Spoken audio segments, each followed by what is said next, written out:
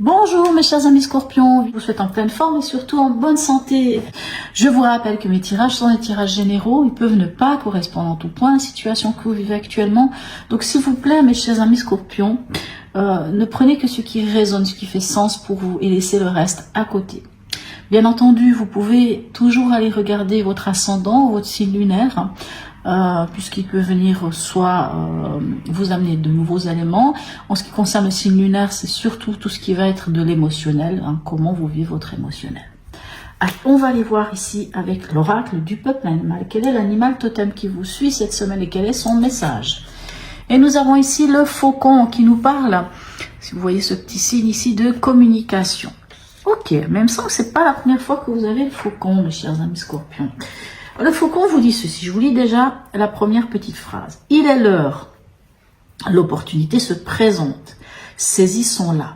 Mais en même temps, on arrive, à partir de la semaine prochaine, on entre dans les scorpions, donc bien entendu le soleil sera sur vous, donc c'est sûr que vous êtes tout près de, pourquoi pas. Qu'est-ce qu'il vient vous raconter ce scorpion? On vous dit que quoi qu'il en soit, c'est un messager. Il vient vous annoncer une nouvelle. De par sa rapidité, il peut également vous annoncer un événement prémonitoire, s'il vous apparaît bien sûr dans les rêves. Il a une qualité de vue qui vous invite à mieux regarder votre généalogie et comprendre les ressorts, les scénarios et plonger au mieux pour en saisir les opportunités de transformation. Dans votre communication, le faucon vous encourage à prendre le temps de bien observer une situation avant de vous prononcer. Il vous aide à élargir votre vision et à en comprendre les perspectives et les ressorts avant de vous affirmer. Je trouve pas mal, Mais voilà, votre généalogie. Donc, pour certains, on verra avec les autres cartes qui viennent, pour certains, ça va être le moment de, peut-être d'en terminer avec... je vois pourquoi j'ai la roue de fortune qui vient, d'en terminer avec d'anciens schémas qui peuvent avoir un rapport avec votre famille, par exemple. Allez, votre état d'esprit, quel est-il? Magnifique, reine d'épée et la 6 d'épée. Écoutez, j'aime beaucoup la 6 d'épée.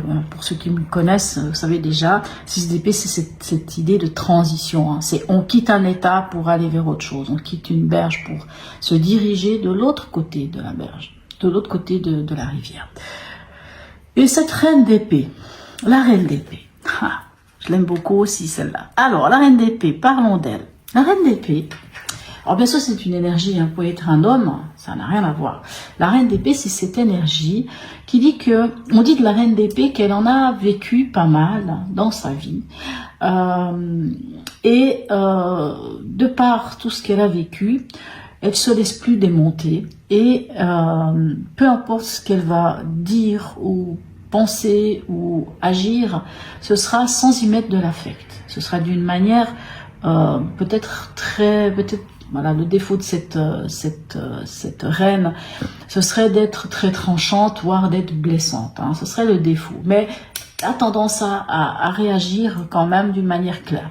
C'est une carte qui nous parle de communication, bien entendu, puisqu'on est dans les épées.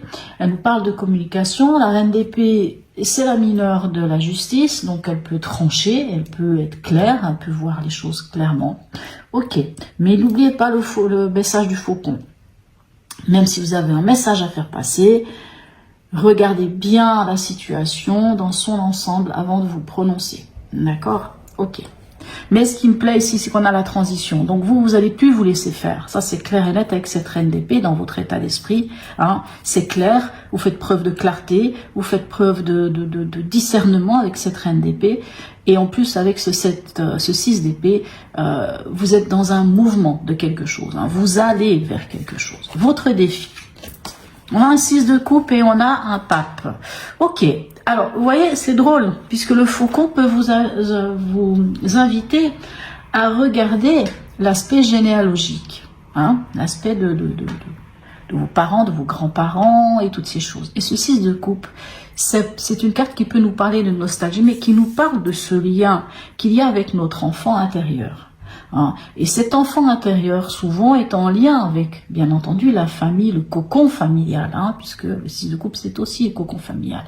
Et le pape. Le pape, c'est quoi? Le pape, c'est le père spirituel. Le pape, c'est, oui, ça peut être la bénédiction, mais ici, n'oubliez pas que c'est votre défi. Et le pape peut vous parler de votre engagement. Comment vous vous engagez envers les autres? Comment vous vous engagez envers vous-même? Il peut aussi, puisqu'on a ce 6 de coupe, ce pape peut vous demander, peut-être aujourd'hui, de vous poser, mes chers amis scorpions, prendre peut-être même un papier et de regarder quelles sont vos valeurs aujourd'hui. Quelles sont vos valeurs? Et dans ces valeurs, vous revenez dessus et vous regardez vraiment quelles sont vos valeurs à vous aujourd'hui. Et quelles ont été inculquées par les parents, lesquelles ont été inculquées par la société. Finalement, est-ce que cette valeur inculquée par mes parents, est-ce qu'elle me parle toujours? Est-ce que oui, c'est toujours ma valeur, mes valeurs? Oui, non, pourquoi? Voilà. Et puis finalement, quelles sont mes vraies valeurs? Quelles sont mes vraies valeurs en fonction, peut-être pour certains ici, ce serait cette connexion à l'enfant intérieur. Hein. Elle est très belle cette carte. Hein. On voit cette femme qui se connecte ici à son cœur. Et de se connecter à son cœur, elle se connecte à elle petite. À elle lorsqu'elle était enfant. À cette partie qu'on a de nous qui, bien sûr, a reçu cette éducation, ces croyances, ici avec le pape, hein, a reçu cette éducation, ces croyances qui peuvent quelquefois être finalement limitantes. Bon, voilà, revisitez un peu vos croyances ou vos valeurs. Au niveau émotionnel, sentimental et relationnel, on a un 2 d'épée et on a un 7 de bâton. Alors, le 2 d'épée, on le voit bien, la personne elle peut être face à un dilemme, face à une situation, quelle voie je vais prendre? Et clairement, le 2 d'épée, le 2 des épées vous dit, c'est le moment de prendre une décision. Vous ne pouvez pas continuer de rester là à ne pas savoir. Il va falloir prendre une décision. Et cette décision pourrait être faite en fonction de ce 7 de bâton, c'est-à-dire en fonction de tout ce que vous avez pu fournir comme effort dans votre vie, hein, tout ce que vous avez pu construire, tout ce que vous avez mis en place dans votre vie. Et, comment vous dire, quand on a construit certaines choses, je vous donne un exemple de ce 7 de bâton, alors qui n'a rien à voir forcément avec l'émotionnel, mais peut-être que ça vous parlera. Vous imaginez un paysan qui a travaillé sa terre toute l'année. Maintenant, il a de magnifiques champs de pommes de terre je sais pas, des champs de poireaux, puisqu'on est dans la saison de l'automne, donc ça semblerait logique qu'il y ait ces deux éléments. Et il a des voisins, il a d'autres paysans qui passent par là. Ah, ils sont beaux tes champs, tu peux nous donner des pommes de terre, regarde, ils sont magnifiques. Non, non, je ne vais pas te donner les pommes de terre. Pourquoi? Parce que c'est le fruit de votre labeur. Et ce 7 de bâton dit que vous allez prendre position, vous allez vous positionner en comprenant une chose dans votre vie, c'est que maintenant vous devez penser à vous. Vous devez, tout ce que vous avez pu fournir comme effort, vous ne pouvez pas laisser quelqu'un d'autre en profiter. Bien sûr, vous pouvez à un moment ou à un autre partager, mais d'abord vous, d'abord les vôtres, d'abord votre famille, vos enfants, tout ce que vous voulez. D'abord tout ce que vous avez fait, hein, avec ce 7 de bâton, dit que vous devez à quelque part prendre position sur vos acquis. Défendre vos acquis. Vous voyez, c'est vraiment ça là. S'il y a une phrase qui serait juste par rapport, enfin un terme qui serait juste par rapport à cette carte, c'est défendre vos acquis. Et peut-être que ce sera en fonction d'une décision que vous devrez prendre. Peut-être que vous devrez défendre cette décision. Mais cette décision, elle doit être prise. Alors en fonction de quoi? Il n'y a que vous qui savez, mais une décision doit être prise. Et ce qu'il faut savoir, c'est que quoi qu'il en soit, vous devez défendre tout ce que vous avez fait jusqu'à aujourd'hui. Ok. Au niveau pragmatique, qu'est-ce qu'on a pour vous? On a le soleil et le 5 de denier. Alors oui, le 5 de denier peut nous parler d'une peur de manquer. Mais comme on a le soleil ici, c'est comme si on venait vous dire que finalement, cette peur de manquer, ça n'a été qu'une peur. et que finalement c'est terminé. C'est comme si quelque chose va arriver cette semaine, je ne sais pas quoi, hein, avec ce soleil, j'ignore ce que ça peut être, mais admettons, vous pouvez voir clair dans une situation, hein, n'oubliez pas, le faucon peut vous amener à voir clair, à avoir cette vue d'ensemble, parce que le faucon il a un regard perçant, hein, il voit de très haut, donc le fait de voir peut vous permettre, avec ce soleil, de comprendre que finalement, ces craintes que l'on peut avoir de manquer de quelque chose sont erronées, finalement. Pour moi, pour certains, il pourrait y avoir, je ne sais pas pourquoi j'entends lumière au bout du tunnel. Pour certains, il y a vraiment cette lumière au bout du tunnel, ce soleil au bout du tunnel.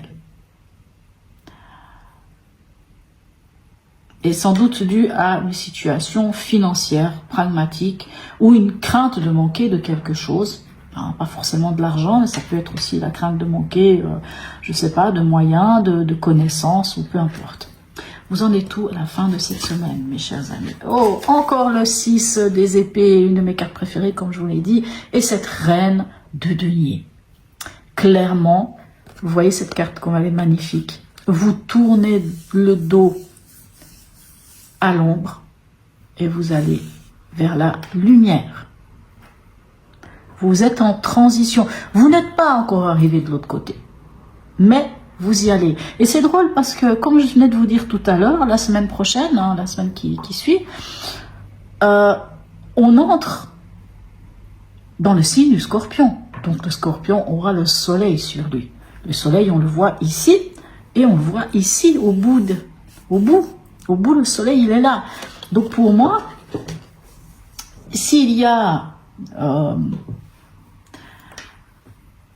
des choses que vous aviez envie de mettre en place, s'il y avait un projet, s'il y avait quelque chose, je sais pas, l'idée de trouver un nouveau travail, l'idée de vous lancer dans quelque chose, et que jusqu'à aujourd'hui vous aviez peur de manquer, hein, vous savez, des fois on peut avoir peur de manquer de capacité, peur de manquer peut-être d'argent, peu importe, de quelque chose qui vous empêcherait de vous lancer. Ici, on vous dit que non, parce que vous avez cette reine de denier, et que finalement la reine de denier dit, mais vous pouvez totalement gérer tout ça. Vous avez quand même deux reines, et pas n'importe lesquelles, la reine d'épée ici, et la reine de denier. Celle qui fait preuve de discernement et de clarté, et la reine de denier, c'est celle qui est ancrée, qui est bien posée, et qui gère tout ce qui est dans la matière et dans le concret. C'est quelqu'un qui est très concret, qui est très pragmatique. Allez, on va aller voir ici le message de notre oracle d'Hildegarde pour vous. Et nous avons la 15. La réalisation de ma toute-puissance passe par la maîtrise des forces de mon subconscient. Oui, maîtrisez votre subconscient ici, on le voit avec ce 6 de coupe. Maîtrisez ce qui est au fond de vous. Maîtriser, on est sur l'arcane 15, hein, c'est le diable, c'est maîtriser cette part de vous. Et quand on a le diable, on a l'argent qui rentre, on a la vitalité, on a la force, on a une forme de... Hein, bien sûr, le côté négatif de ce diable, ça va être tout ce qui va être en déséquilibre. Mais s'il y a des déséquilibres ici, vous avez ce qu'il faut, vous êtes armé ici avec ce 7 de bâton pour vous défendre. Il y aura une décision à prendre. Ça, c'est vraiment, on le voit, cette décision.